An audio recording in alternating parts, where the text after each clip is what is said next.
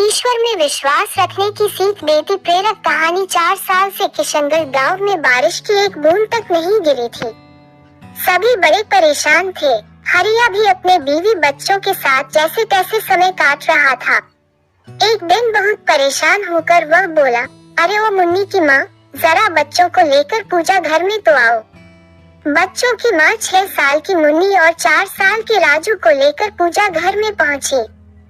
हरिया हाथ जोड़कर भगवान के सामने बैठा था।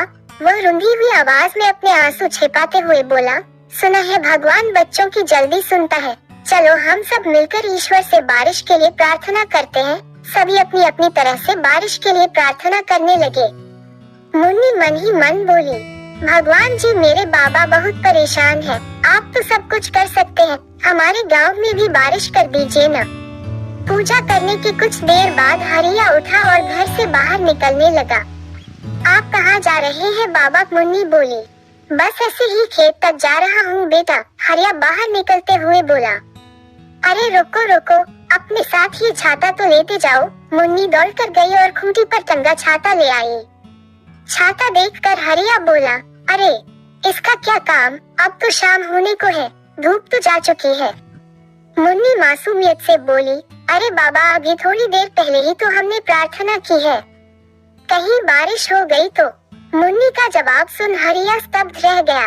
कभी वो आसमान की तरफ देखता तो कभी अपनी बिटिया के भोले चेहरे की तरफ। उसी क्षण उसने महसूस किया कि कोई आवाज उससे कह रही हो, प्रार्थना करना अच्छा है, लेकिन उससे भी जरूरी है इस बात में यकीन रखना कि तुम्हारी प्रार्थना सुनी जाएगी और फिर उसी के मुताबिक काम करना।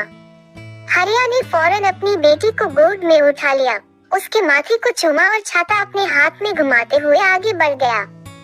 दोस्तों, हम सभी प्रार्थना करते हैं पर हम सभी अपनी प्रेयर्स में फर्मली बिलीव नहीं करते और ऐसे में हमारी प्रार्थना बस शब्द बनकर रह जाती है, वास्तविकता में नहीं बदलती।